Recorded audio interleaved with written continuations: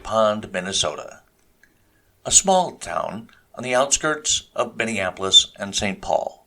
We're kind of rural here, and we like it that way. And even though we're a small town, don't be confused.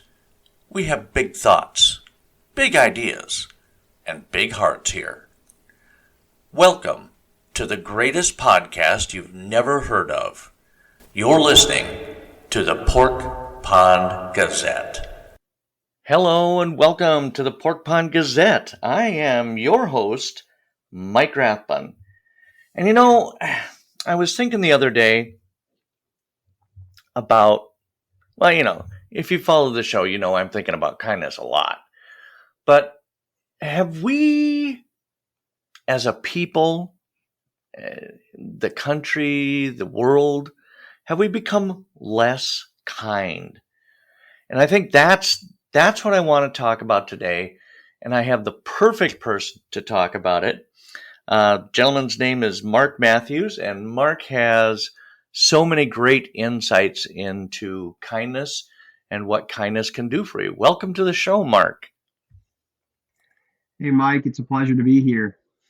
Awesome. Where are you today? And we'll let the listeners in on a second. Are you still in Colorado? I am. I'm currently in Boulder, Colorado. Boulder. Garden of the Gods. Have you seen it? Wait, is that in Boulder? I have no idea. I haven't done my adventuring yet, so hopefully we'll find out soon. So, and Mark and I talked before the show, obviously, and we were talking about this whole thing. Are we less kind today as a people? What do you think, Mark? I think as people, we value kindness more, and yet we are less connected to the experience of kindness. Do you think we're practicing kindness less? I think that we're practicing what we think is kindness, but unfortunately, in such a fast-paced, goal-oriented world, I think we're practicing it's kind of like we're performing kindness instead of practicing kindness. And I know that's a subtle distinction, but I think it's really useful to see what's going on here. Yeah, I like that. We're performing it.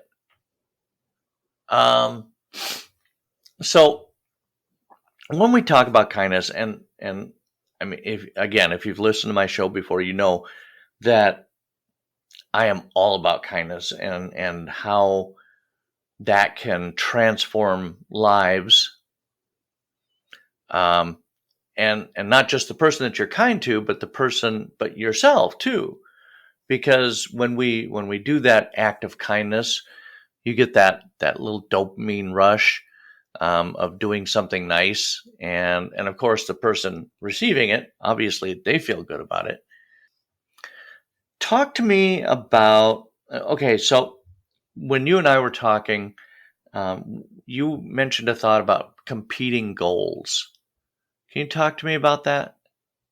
Absolutely. So, for your listeners, a little bit of where I'm coming from. I am a social psychologist. I have everything done for a PhD in social psychology at Ohio State University except the dissertation.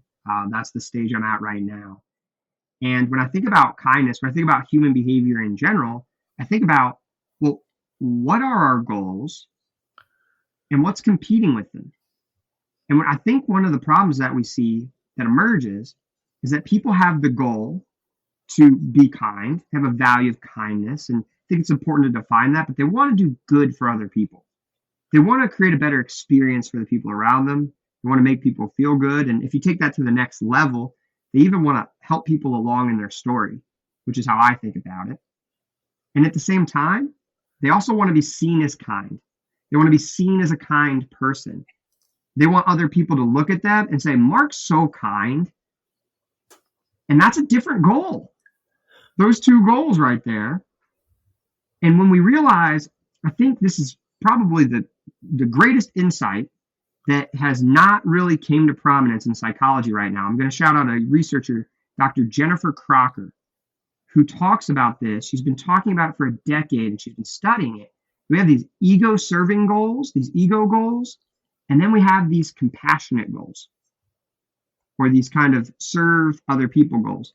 And when you have those ego goals, they crowd it out. And so I think that's where we get to performing kindness, doing acts that make us look kind, versus actually just practicing kindness and being fully present in the experience of doing good and helping people along in their lives. So you're being kind, and that's a noble thing, and it's a good thing. But you're saying we oftentimes do it with ulterior motives, to look good or so that people will think better of us. And honestly, yeah, I mean, and I've talked about this on the show before, when you're kind, you get the greatest benefits from it. And when I say benefits, I don't necessarily mean, fame or riches or anything like that, but mental health benefits when you do it when you're expecting nothing in return.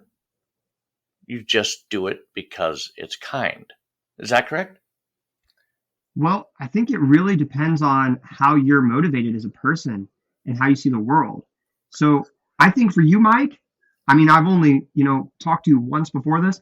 I think for you, that's exactly what happens. It's why I'm on your show. I mean, I feel the kindness. And in our previous conversation, it's like, I feel like we're in a sphere of genuinely wanting to help each other along and other people along.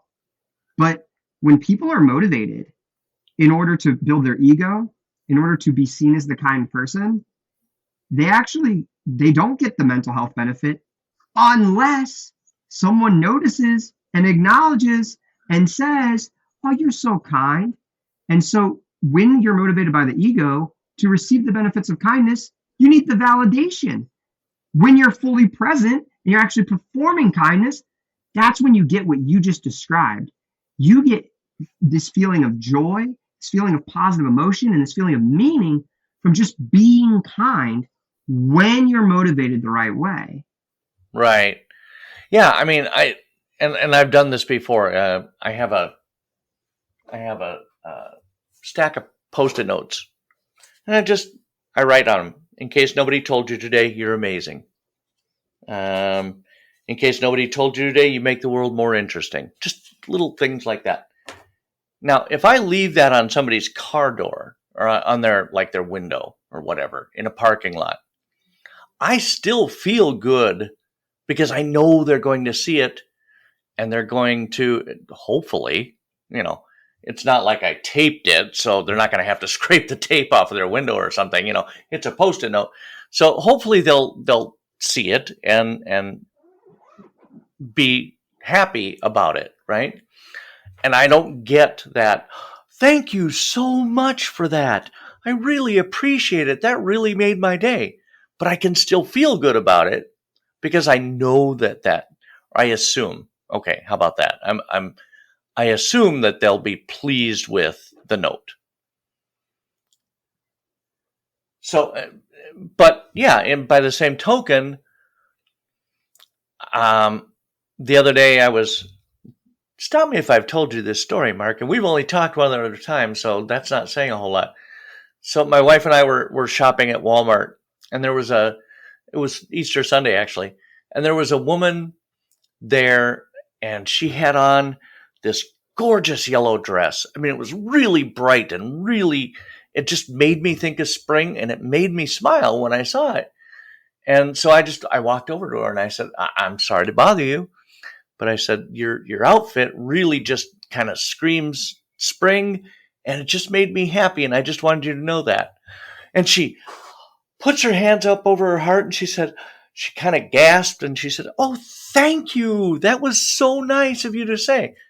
So it's two different things, and I think that's kind of what you're talking about there. The being kind without getting to receive any of the recognition or the thanks for being kind, and the being kind where, the person is right there and they said, "Oh," and I could see her reaction. I could see that made her happy. I love that story.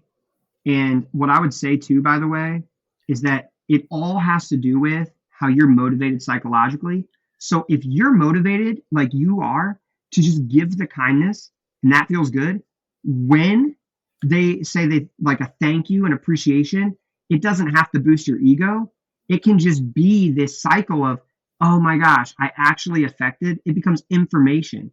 Oh, I actually hit kindness because you took a shot at it. It actually hit. And then you're like, cool, it's a feeling of self efficacy. I'm actually able to give kindness to people around me. And that's amazing. So I don't want anybody to hear this and say, oh, but I shouldn't want to be thanked or I shouldn't want to feel gratification. It's like, Right. it's fine. That should feel good. It's just if you're so focused on being a kind person because of what that says about you, as opposed to what you're actually affecting in the world, that is an indication you have a growth point there, that you're more focused on building your ego and your self image than you are about the experience of life you're actually having. And there's nothing wrong with that. That's completely normal. That's completely human. And that's your next evolution, that you can actually let that ego go because it served you at one point, but you don't need it anymore. You can just be kind, and that's what matters. You know what I'm saying? Yep, absolutely. Now, and I have notes here, and I am not a good note taker, Mark. I'll say that right up, but it's going to be very clear here in a second. I have extrinsic desire to help and intrinsic desire to help. What were we talking about there? Absolutely. Yeah, absolutely. This is a fundamental understanding of human motivation.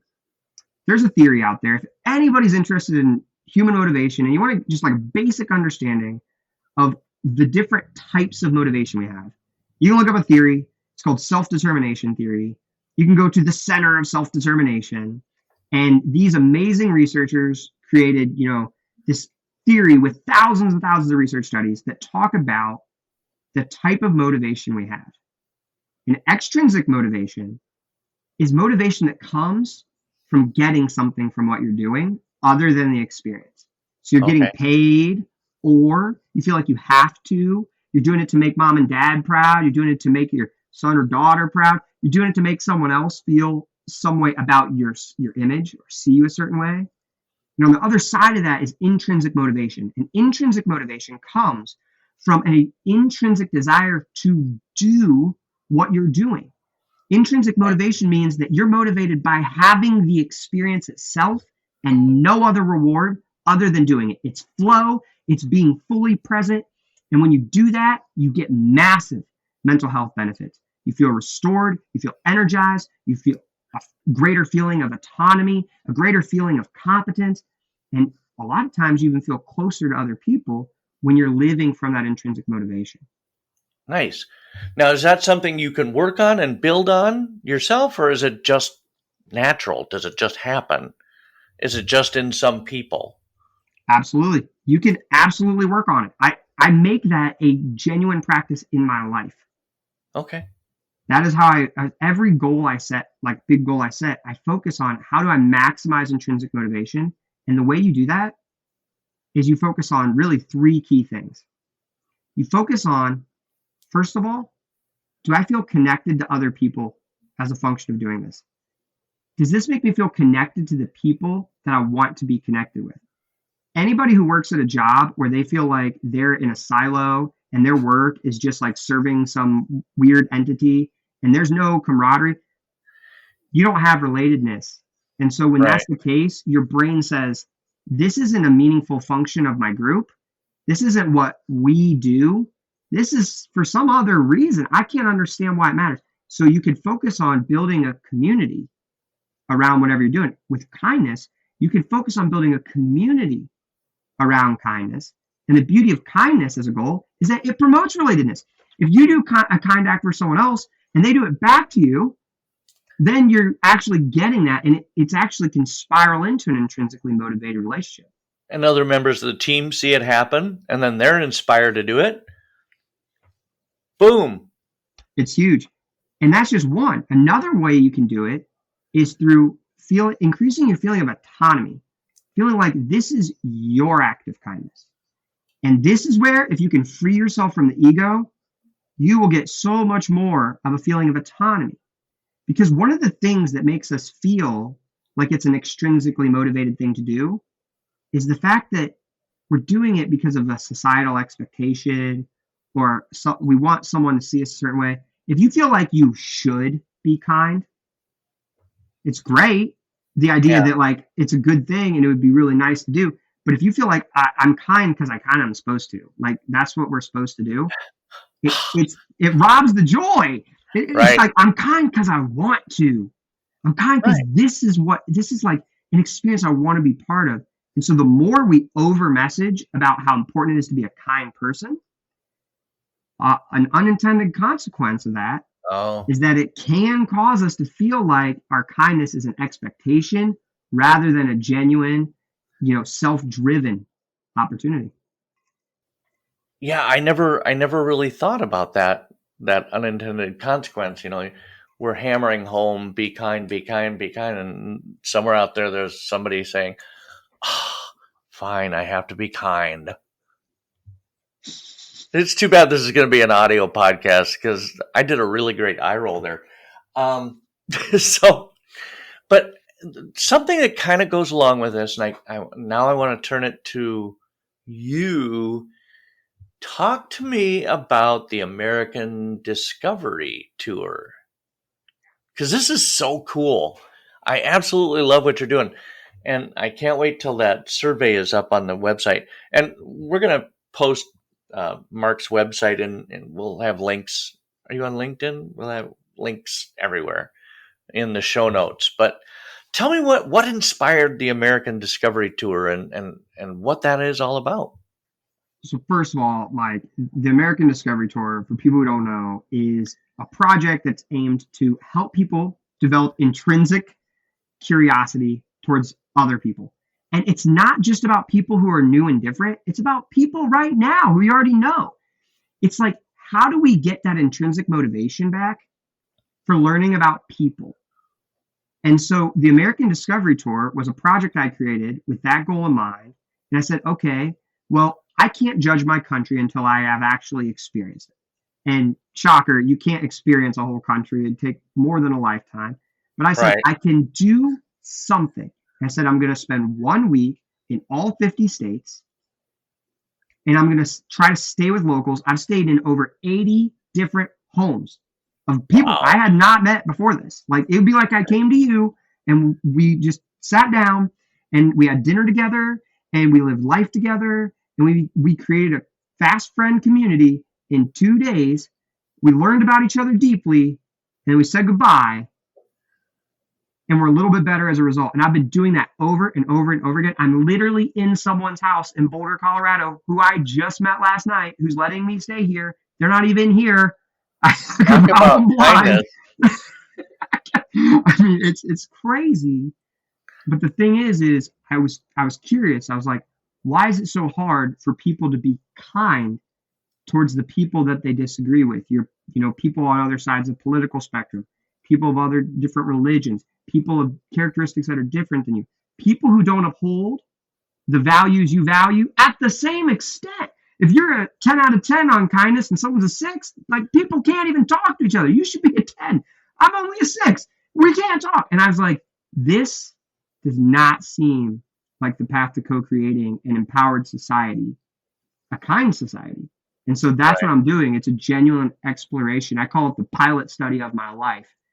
And I want to see from here on out, this is the first phase of what will be a whole career of researching the intersection between, your personal life and building your personal life story and your country, particularly in America. I'm American. How Americans do that in context of this American story. Right. So that's where we're at right now. That's so awesome. I think that's and how did you come up with the idea to do this? I mean, what was the I'm sorry if I put you on the spot. I didn't mean to. No, it's great. It's great. I was driving. That was about it. I was driving. Here's the deal. So I grew up in small town USA. I grew up in a village. Shout out to Savannah, Ohio, the coolest village ever. I mean, it's like 300 people. It's like small town, very conservative America. And I'm doing my PhD at Ohio State in Columbus, Ohio, which is a very opposite The Ohio university. State. The Ohio State University. And it's a very liberal city in one of the most liberal fields you could ever imagine. And there's all these differences between the beliefs of where I came from and where I'm at. And I resonate with a lot of people in both those communities. I have found a way to love both those communities. People in both those communities have been able to love me. And I was distraught watching the divide happen when I can drive an hour each way and I can see the actual people who are divided on the surveys and divided on the news and divided on wherever you look. Right. And I was like, all these people, if they sat in a room and actually got to know each other, it'd be a lot harder to hate each other. It would be very hard to do that. And so that's what motivated. I said, I'm going to go out and I'm going to put this to the test. I'm going to stay with as many people as I can across the country. I'm going to stay with people of all different beliefs, whoever will let me do it. And boy, I have stories for days of the different types of people I've stayed with. And I'm going to see if, at least if I can love them. And I'm going to see if I can love them. And if they can love me, that's a start. Can't say that work for everybody, but I'm going to report on the experience, see what happens, and continue doing that for the rest of my life. There is a book in there. That's coming. That's it. The book's already in progress. I'm writing it. So this is basically research for a book. Yeah. That's the right way to say it. Amazing. It is. You know, and I have one more story. My mentor, somebody that I connected with on a really foundational level, like in January of 2022. Her name is Lisa Domino White, and she is a happiness life coach from Colorado. And I just, same way you and I met, I threw out a need a guest on the Facebook page. And she and I were talking, we were talking about kindness. And she has this story, and it's awesome. And I put it in my book, and I tell it anytime I can. So she was walking around her neighborhood, and there's one neighbor in her neighborhood that always has the perfect lawn, right? You know that person, right? No weeds, lawns, like, I'm pretty sure he gets out there with his ruler and measures the height, and it's all uniform, and it looks absolutely gorgeous. And so one day she was out on a walk, and she saw him. She didn't often see him, but she saw him this time. And so she decided, clicked in her mind, hey, compliment him. Tell him that he loved his lawn. So she did. She stopped, and she said, I just wanted to tell you what a great lawn you have. It's always such a pleasure to when I walk, I notice your lawn and it looks amazing. And I just wanted to let you know that. And he was kind of humble about it. And he said, thank you though. And it was a very short conversation, but it was like two people chatting about lawn, right? Two human beings. And she said, as she started on her walk again, she noticed that the man had a campaign sign for a candidate that she did not support. And she thought to herself, if I had known that before I stopped, would I have stopped? And that's the key to people getting along and talking, because if we each realize our own humanities, you're an American, I'm American. This person may be a father like me, or a grandfather like me. We may go to the same church. We have so much more in common but for some reason we tend to focus on our differences. And if we just remember each other's humanities first, we can get past that. I'll get off my soapbox now. I love, Mike, I just want, this is heavy for your audience, but that story just reminds me of like why I started all this in the first place. And it started when I was 9 years old. When I was 9, I lost my mom. Oh, I'm sorry. And I lost both my parents in childhood. Oh.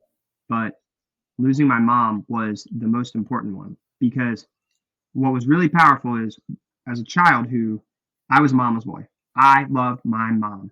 Every single Monday we had special days. She took me out. She bought me a toy. She took me to eat. We always were together. I loved my mom.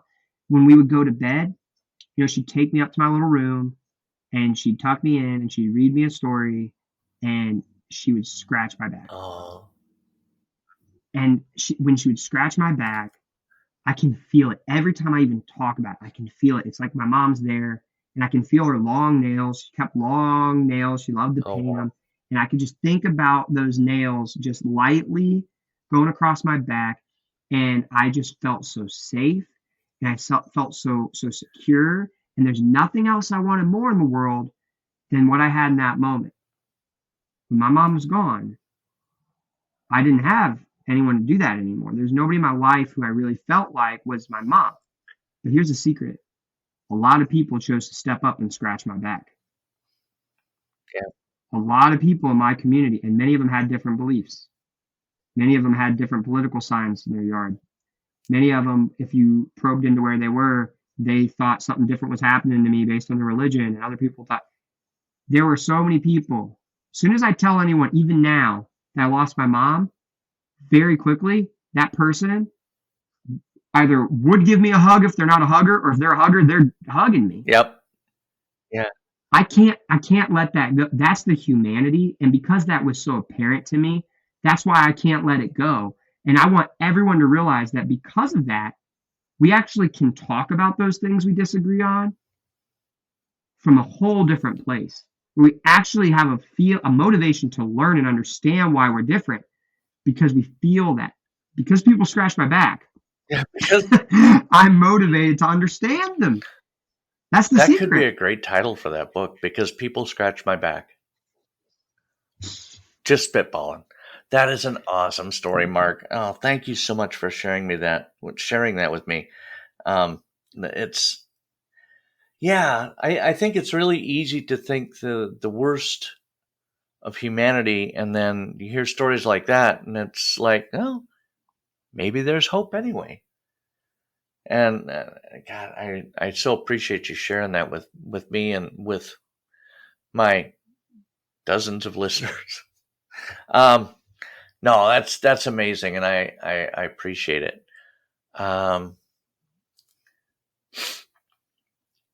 Okay. And so here we are. I'm not quite sure how to wrap this up. I know that there's goodness out there, and that you're living it right now. And I just think that we could fix this world if we could all just be more kind. And change a world one person at a time. You know what I'd say to that? I don't think the world needs fixed. I think that we need to lean into these better parts of our humanity and let it evolve. It's natural. We didn't talk a lot about why people aren't kind. We talked a little bit, but let's just be real. You're busy. You've got a lot of things going on, and you have all these expectations about what you have to do today and tomorrow. And I think if people would realize that a dose of kindness each day, it will actually give you more energy. It will give you greater ability to tackle those things, but you don't think about it. I can't right now, honey. I got X, Y, and Z to do. I have to do my taxes today. I have to do my taxes. I can't be kind. Yeah. It's like, that is a human mistake. The next level is to say, I have so much to do. Let's do a little kindness. Remember, that's why I do all this in the first place. Right. It's for that. And it doesn't take long. You think, oh, I don't have time to be kind. 30 seconds, less than 30 seconds it took me to compliment that lady's dress.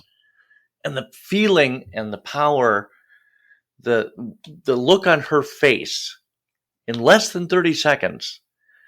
I'm pretty sure she skipped out of the store. I can't prove it, but I'm just saying. It's, it doesn't take time. It's not hard to be kind and to change a world, even if it's for half an hour or, whatever. However long that feeling lasts, that your kindness inspired, it takes zero time. And you don't have to be Bill Gates rich to make somebody's day, So I so appreciate you being on the show, Mark. I really do. I'm going to keep checking in. I got to find out where you're going next. Now there's a survey that's going to be on your American Discovery Tour website, correct? Yeah, if you're interested in this, if you have any desire to learn about people across the whole US and then eventually, learn about the book as it releases and stuff like that, just go to americandiscoverytour.com and enter your email and you'll get a link. We have a survey where we learn about your life story. It's part of an academic research project that really wants to know what the heck is the American story. And so you can help with that. And we need everybody's story. Our goal is over the next 10 years to capture everyone's story. And it starts now, because as soon as you enter your story, that's another piece of momentum and other people will do it. And there's more you can do there. So just go to americandiscoverytour.com, enter your email. You'll get all the updates, everything we've got coming. And we're here to serve you, help you live a happier, healthier life and a kinder life too. Fantastic. Thanks so much for having me, Mark. I appreciate it. Have a fantastic weekend, sir. You too. We'll talk later. Such a great conversation with Mark Matthews. It's really cool to hear about kindness through a psychologist's lens. I don't know, but he's got so many great ideas, and I wish him so much success with his tour, and I hope he comes to Minnesota, and I hope we get to connect when he gets here. I hope you enjoyed this episode of the Pork Pond Gazette. And just remember to be that person who roots for others, who tells a stranger that they look amazing, and encourages others to believe in themselves and their dreams. I am your host, Mike Rathbun, and you have been listening to the Pork Pond Gazette.